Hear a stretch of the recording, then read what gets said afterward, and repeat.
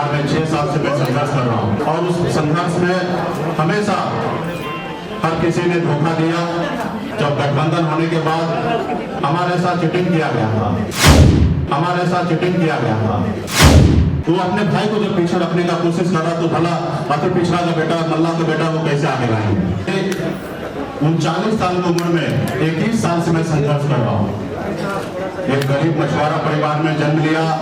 18 साल की उम्र में ही मुंबई जैसे शहर में जाकर अपने दिन रात मेहनत करके अपने कामयाबी को हासिल करके बिहार में पिछड़े, दबे कुचले, अति पिछड़ा समाज, निषाद समाज के हक अधिकार के लिए निरंतर बिहार में 6 साल से मैं संघर्ष कर रहा हूँ और संघर्ष कर और उस संघर्ष में हमेशा हर किसी ने धोखा दिया और मैं आगे बढ़ता रहा।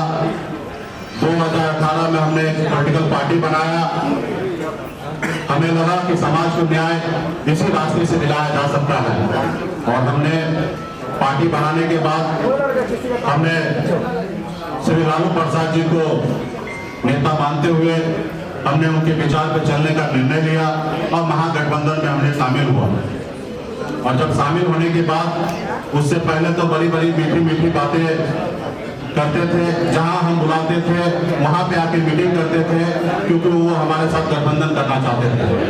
जब गठबंधन होने के बाद लोकसभा चुनाव के समय में भी हमारे साथ चीटिंग किया गया था। जो सीट हमें नहीं चाहिए था वो भी सीट उन्होंने दिया। यहाँ तक बात हो चुका था कि मुझे दरभंगा लोकसभा में लड़ना था, लेकिन तैयारी कराने के बाद लास्ट मोमेंट पे हमें खगड़िया भेज दिया गया। हम चुप रह गए।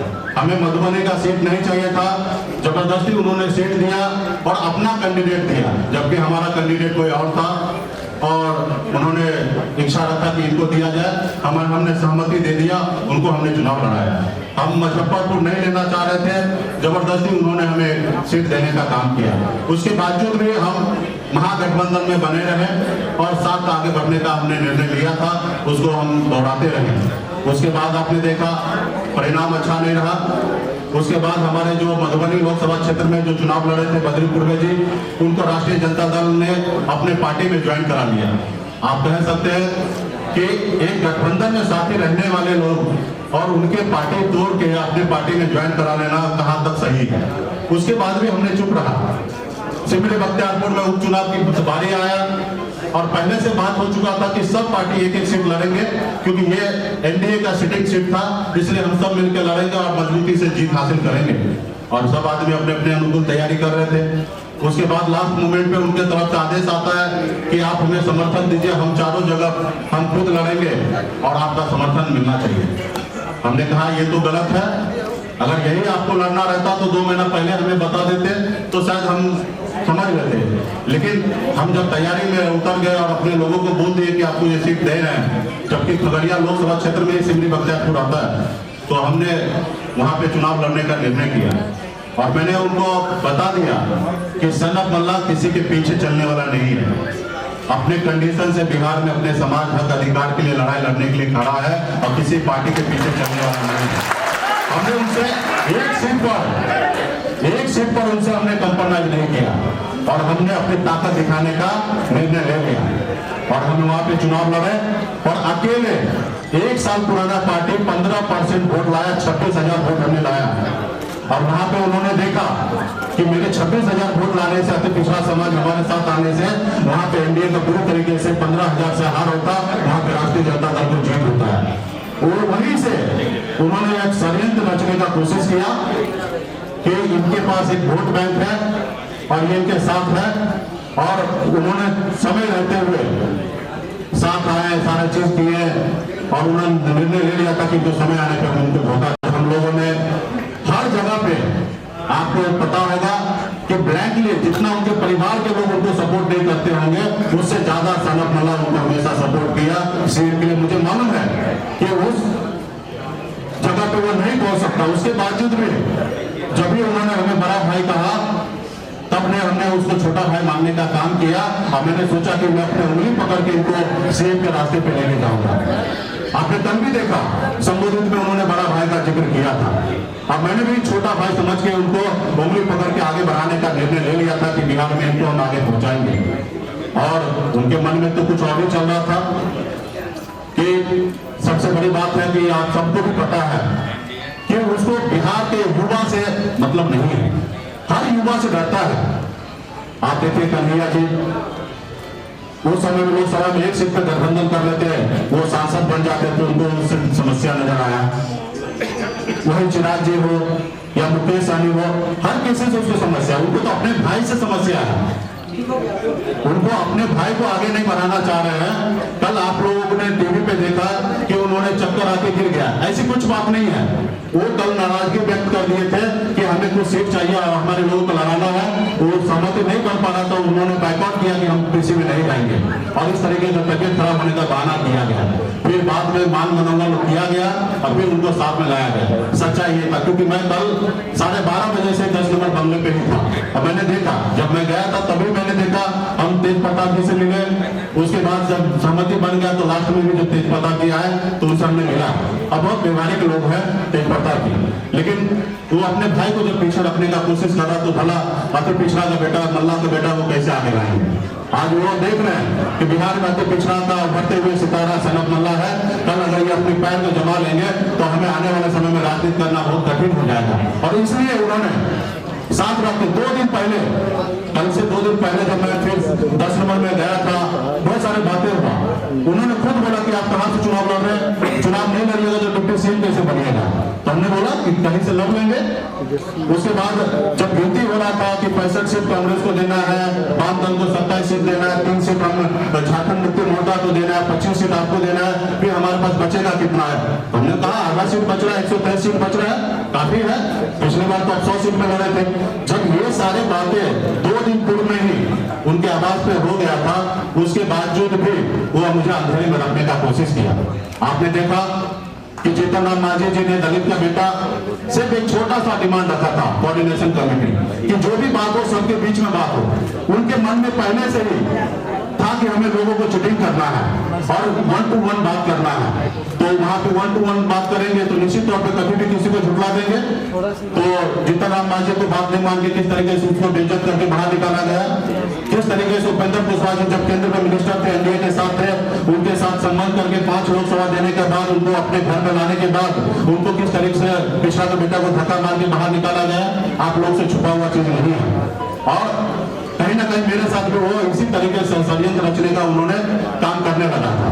आज कहीं ना कहीं आपने देखा कि सिमरी बख्तियारपुर में मेरे पास जो ताकत था उसको लेकर वो समझ रहा था कि इनको लास्ट मोमेंट पे अपने कंडीशन पे, कल भी उन्होंने प्रेस कॉन्फ्रेंस में कहा कि हमारे पास 144 सीट पे हम वीआईपी पार्टी को एडजस्ट करेंगे और झारखंड मुक्ति मोर्चा को एडजस्ट करेंगे। मतलब क्लियर था कि आप हमें सीट लेना चाहते हैं। जब 2 दिन पहले जो गठबंधन में साथी आए माने या सीपीआई सीपीएम, उनको आप नंबर दे देते हैं।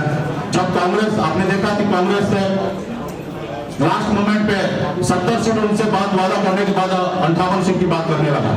जब ऐसे नेशनल पार्टी के साथ चीटिंग करने के लिए वो मन बना सकता है तो हमारे जैसे छोटे पार्टी पिछड़ा के बेटा के साथ क्यों नहीं बना सकता है। जब उन्होंने कांग्रेस पार्टी ने एक्शन लेने का कोशिश किया तब उनके सामने में झुका।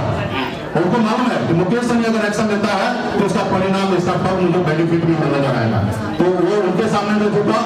आपको मैं बता दूं 2019 में कांग्रेस पार्टी से गठबंधन टूट चुका था, 11 सीट से 9 सीट हो चुका था और गठबंधन कहीं ना कहीं टूट चुका था। मैं वहां पे दिल्ली में रहकर मैंने दोनों तरफ बीच बचाव करके मैंने गठबंधन बरकरार रखने का काम किया था 2019 में। आप उपेंद्र कुशवाहा जी से बात कर सकते हैं या सत्य सिंह गोयल से बात कर सकते हैं, उसमें मेरा सबसे बड़ा अहम रोल था।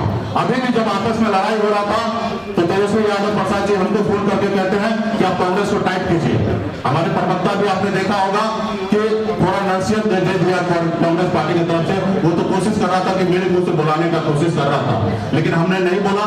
हम आनंद फानंद में दिल्ली भाग के गए। उससे पहले हम गए थे, हमने अहमद पटेल साहब से मिला, उनको सारी बात हमने रखा था। उसके बाद 2 दिन के बाद फिर से हम दिल्ली जाते हैं और फिर से हम गोयल जी से मिलकर उनको बताते हैं कि अगर 2-4 सीट की बात है तो हमसे ले लीजिए, लेकिन गठबंधन मत तोड़िए, क्योंकि हम लोगों का आगे बढ़ना है। 2024 में भी आप लोगों को राजनीति करना है, आगे बढ़ना है। आपने देखा कि हमने जब एयरपोर्ट पे आया था मैंने पूरे शब्दों से कहा था कि अगर किसी गठबंधन के साथी को अगर 2-4 सीट चाहिए हमसे ले लीजिए, लेकिन गठबंधन नहीं तोड़ा जाए। हमेशा हम गठबंधन के पक्ष में हमारा हमेशा खड़ा है। अच्छा, कांग्रेस पार्टी के साथ जो लोग चीटिंग कर सकता है तो भला हमसे क्यों नहीं कर सकता? तो इसलिए साथियों, कल मैं जब 12:30 बजे बंगला पे पहुंचा, बैठे बहुत देर, बहुत तरह का बातें हुआ, लेकिन इस चीजों पे बात नहीं हुआ। जब हम आने लगे तो 4 बजे हमें बैठ के बात होता है कि आपका जो नंबर है वो हम कल घोषणा करेंगे। मतलब भैया, जब सबका नंबर घोषणा कर रहा है, जब बात हो चुका है 25 सीट और 50 सीट, तो घोषणा करने में आपत्ति किस बात का? नहीं, कुछ समस्या है, 1-2 सीट का एडजस्टमेंट है, कल कर लेंगे। तो मतलब ठीक है, चलो कल की बात है तो एक लोग संभाल लेंगे। फिर मतलब डिप्टी सीएम घोषणा कर दीजिए, तो उन्होंने भी बोला कि दोनों एक साथ में कर लेंगे। तो मेरे मन में शंका वहीं पे उत्पन्न हो गया, लेकिन मैंने उनके साथ आने का निर्णय लिया कि नहीं, चलते हैं, कल देख लेंगे, 1 रोज के बाद हो जाएगा, कर लेंगे।